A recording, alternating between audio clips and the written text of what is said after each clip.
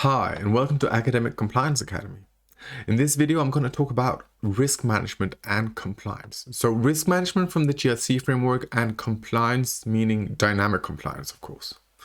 So before we can grasp how compliance is related to risk management, we kind of must do like a deep dive into risk management and kind of like filter out what do we do, what is it about, and everything. And then we will add on the compliance segment. So let's start about talking about the essence of risk management. So the aim of risk management is to strategize the mitigation of the inherent risk in accordance with a cost-benefit analysis. So what does that mean? Well, what is an inherent risk? Well, that is a risk that you're exposed to.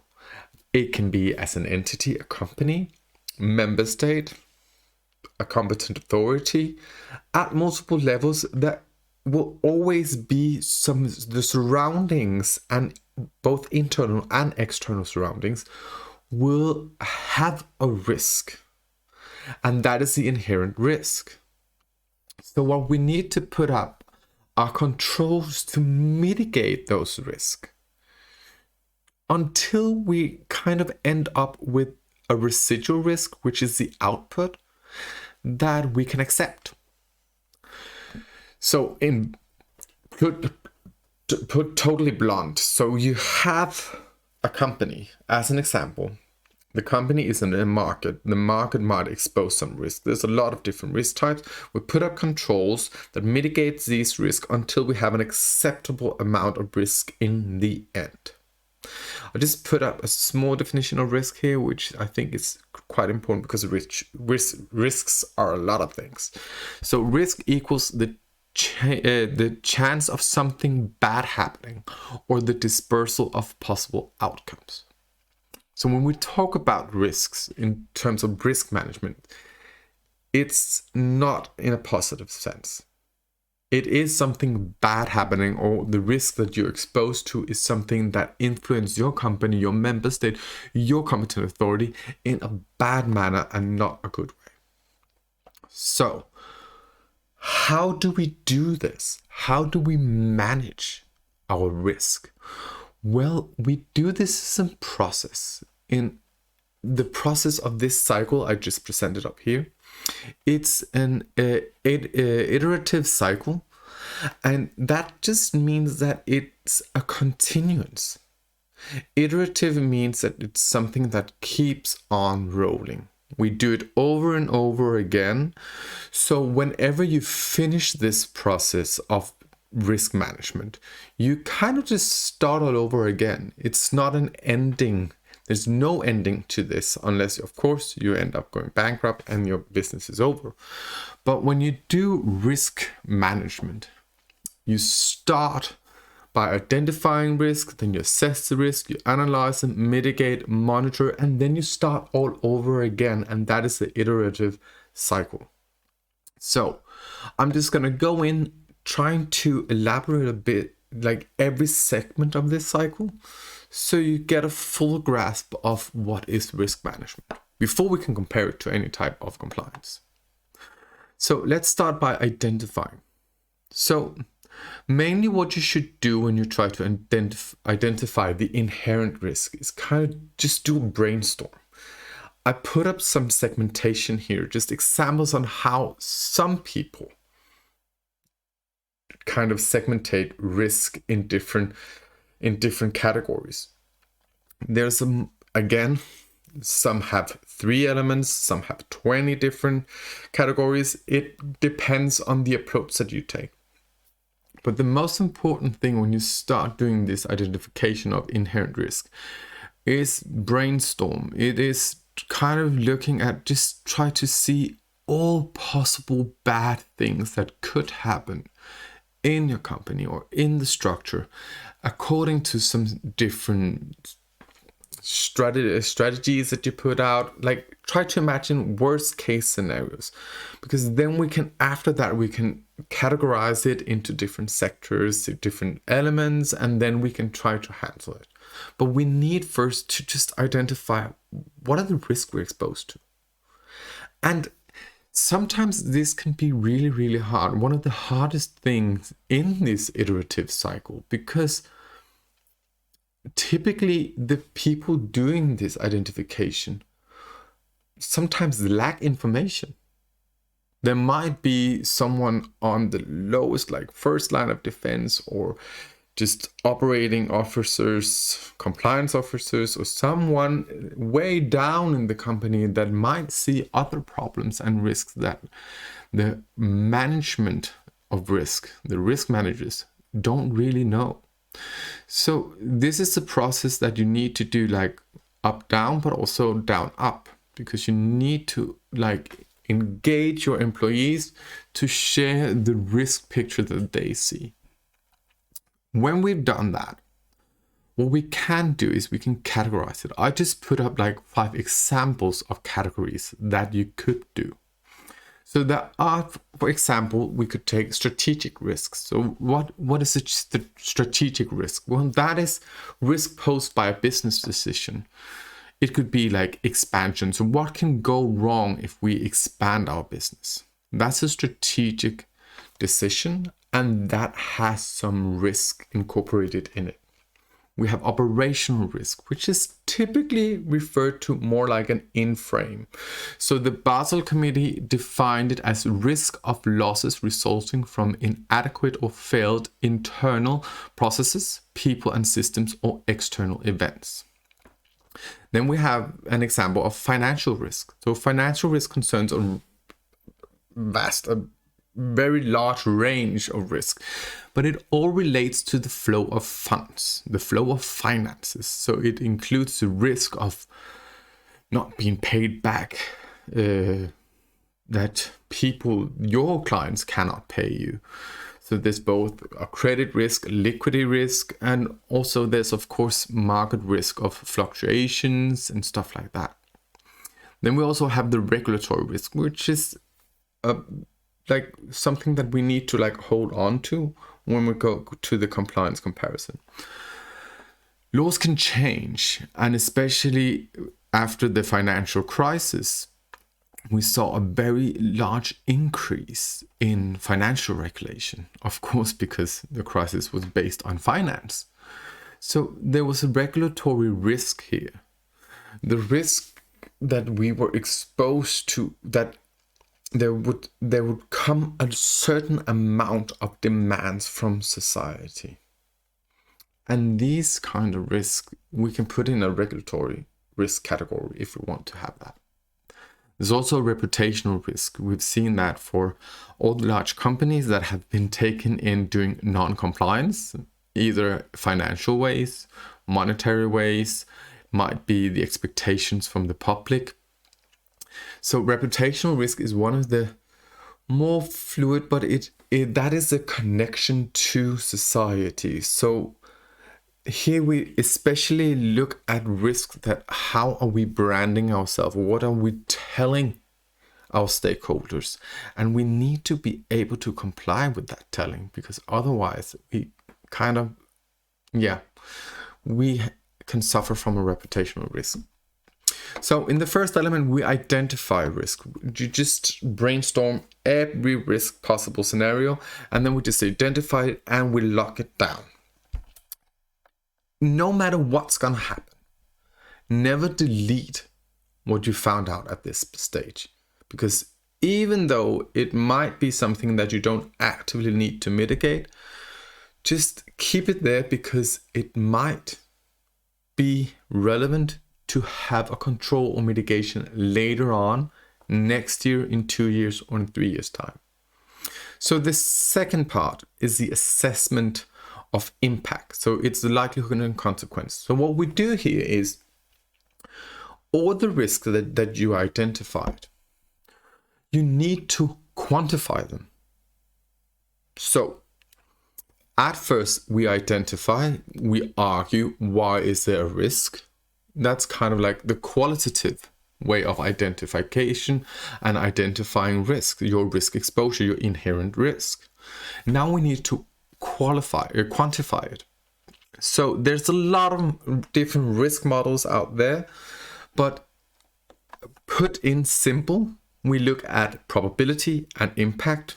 So you can also call it consequences or likelihood. So there's different ways to setting up this, but typically you would have a green and acceptable area, a yellow phase where you kind of need some extra attention, and of course the red area where you need really to put in your effort. What is interesting about this assessment and impact is that you need to be able to put all your risks in this setting. And this is a good exercise because typically, if you only bring people a couple of risks, like identify a bunch and then you take out 3 examples and then you ask them just to put these 3 into a risk assessment, into this kind of quantifiable table, they would tend to place the 3 risks according to each other, but they will have a tendency to place the worst risk in the red field, the second in the yellow, and the third in the green field. Even though that all 3 risks should be in accordance to the whole company structure in the green field or in the red field. So it's a good exercise to do with employees and with everyone who needs to try to learn this risk management and the quantifiable impact of the identified risk. It's actually to start giving them just a couple of risks. Try to make them then you tell them to place it in the table, and then you give them more risks. They might be worse, they might be not that bad, but that is kind of the educational way to give it forward. Because you would see how they start replacing everything. That is when they start to learn risk management. So that is a good exercise, because sometimes people can see danger where there is no danger, or one red flag they might be convinced that just one red flag equals hysteric, in the upper right corner of the lower table. So where everything goes wrong. So try to do this exercise because it's really, really good. And you need to understand this way of being able to quantify everything, because before that you don't know how to put your mitigation, you don't know how to go beyond this step. Also, as a company, you need to outline some policy on how you put up this model and when you actively must mitigate or put in controls. Will you have, example given, monitoring all your green risks, but you don't really, that is kind of your control, you're only monitoring them, so in case they become yellow, then you start actively doing something? Or how is your policy? Because that will also have an impact and will be crucial on how you should put your quantifiable risks in this model. Because you cannot ask anyone, well, you can start, because this is also a learning objective, you can start by just say, well, put them in somewhere, put these type of risks in, and they will put it in this table. And then if you tell them about the company policy and how you address these risks, what are your systems to operate, how are your controls, how are you monitoring everything, then this risk assessment might change. So when we identify all risks, when we've put all risks into this table, quantified all the risks, what do we have to do next? Well, typically what we're doing now is we have to evaluate, we have to analyze the risks. So typically what I would do when I do testing in risk management, because if I make a case, then there will be a lot of risks and I have to kind of limit the time, I have to limit the effects. limit the time for the students, limit the time for everyone who's trying to grasp this risk management discipline. So I typically say, okay, focus on the 3 topics that you have placed in the worst categories, and then start an analysis of these 3 points. So what do we have? So right now, we've taken the inherent risk, identified them, quantified them, and now we will look at, so what are we doing? What do we have as a company of policies, procedures? Do we have any control mechanisms already?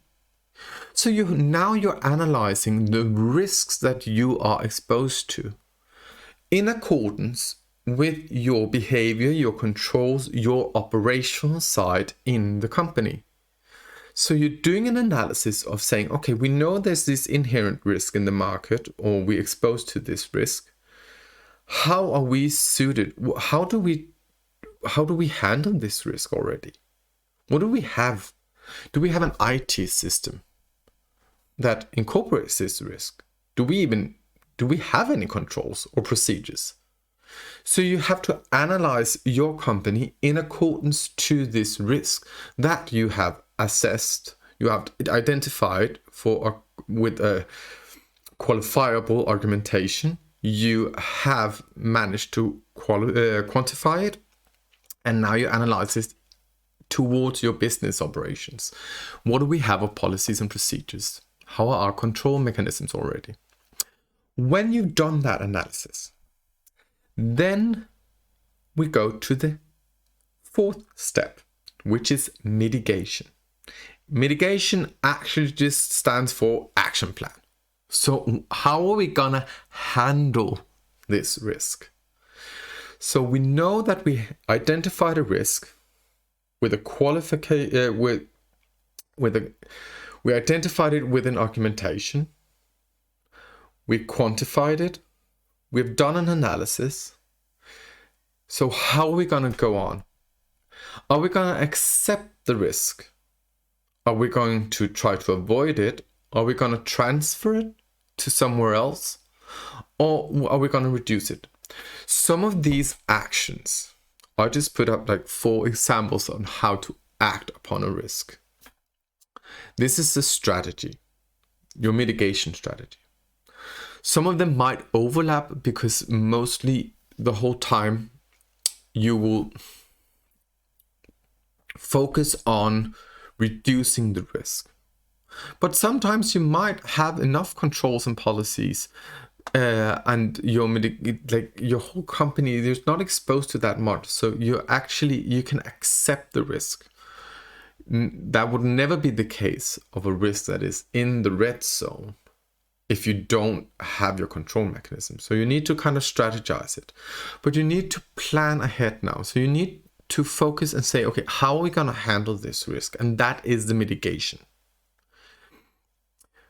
When you do this, what you do is you plan ahead and say, okay, so if we put in all of these control mechanisms, that will reduce the risk to this much, because risk can never be 0, but we can reduce it to an amount that is acceptable. We can also choose to avoid it and then act differently. That is typically very dependent on, for example, strategic risks. So when we're talking expansion, stuff like that, well, you can choose a strategy of avoidance. You can also transfer it to others. That might be your suppliers. And you can also transfer it to some of the customers, but everything in transfer typically are closely related to the reduction of risk for yourself. You might even transfer it to another department because the risk in that department will be lower than the risk where you're placed right now. So there's a lot of different types of risk mitigation. The core issue here is that you need to strategize, you need to put up controls, you need to handle actively all of your risks if it is not acceptable. Because we know that it is the inherent risk. We're going back to the cone structure again. You have the inherent risk, and these mitigation procedures that represents the whole control package.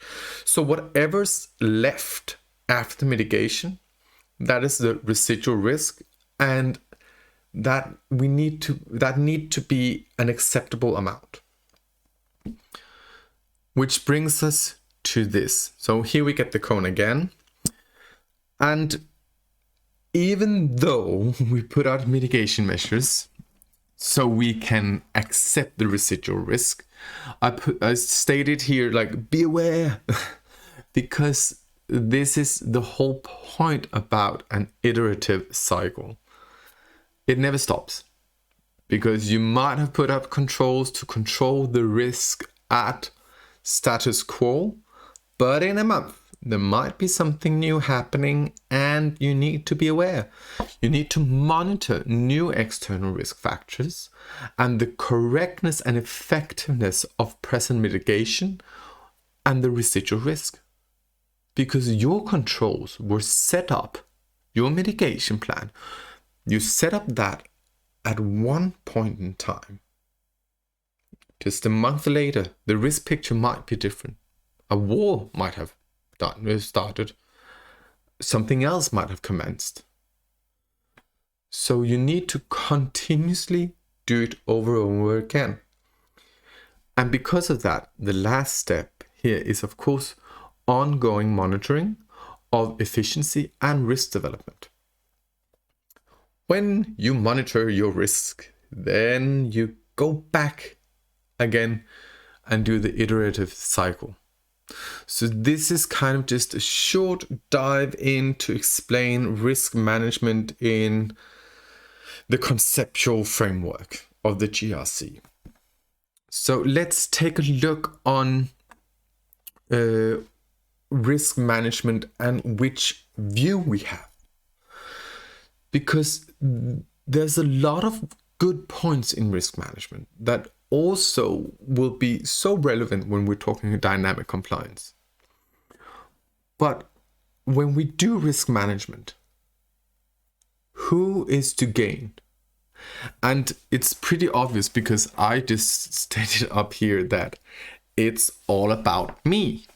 So it's not me personal, but the company that monitors, the company that mitigates the risk, well, they do it for the gains of themselves. So the risk management model does not consider how the company increase risk in society, because it only reflects on risk as being externally given, and externally meaning that it might also come from your operational side, intern. But you're sitting at managing level doing the risk management. So you don't see yourself as an accumulator of risk. And this is why the perspective, the view of risk management is internal. So when you're doing risk management, you're doing it with the aim of cost benefit of your company, not society's profitability or societal aim. And that makes the view internal. So how are we going to compare risk management and put it into a dynamic compliance setting? Well, let's just look here in this table I put up. First, the aim. So risk management, the aim is to strategize the mitigation of the inherent risk on a cost-benefit background. When we're talking about compliance, it goes beyond that, because it's strategizing, managing, and mitigating the alignment of core values to the behavior action of an entity depending on the external and internal risk and expectations. So it goes beyond, but there are some key issues that are similar in risk management and compliance. If we look at the view, the perspective, I just stated that risk management has an internal view. Dynamic compliance has a dynamic view, hence dynamic compliance. Which means when you're doing dynamic compliance, you don't just mitigate or assess the risk with the internal view from your company and out. You assess the risk picture of course from the view of your company, but also in accordance with the aim of the regulation. So if we're talking, just a small example could be that the regulation could demand capital requirement, adequate capital requirement. Well, adequate capital requirements. What is that? Typically, the regulation would put out a minimum, but the principle would be adequate. So the minimum capital requirement would be accessible, and you should take that in if you are a small company that is still bound to that regulation. The larger size you get and the more impact you get, well, then adequate means you have to go beyond that capital requirement. That's just an example of where dynamic compliance go beyond risk management, because if you have to assess not only your own risk, but your risk in accordance to the aim of the risk-based regulation, then you need to be able to not have just an internal view. Then you have a dynamic view, and that is when you do dynamic compliance. The approach for risk management is ongoing risk assessment. I just did the iterative circle. And compliance, dynamic compliance, actually, it is based on the same principle of an iterative circle, because since it is based on risk regulation and a risk-based society, well, risks change all the time. So we need to have that iterative circle too. We just implement more factors than just the internal view of the company. So when we're talking dynamic compliance, we will actually use the iterative circle from risk management, which is going to expand it and make it more comprehensible of both internal and external factors, also regulations and the aims of society. So this was just a short compromised version of risk management and how it relates to dynamic compliance. Stay tuned, subscribe to this channel, and let's talk more about compliance.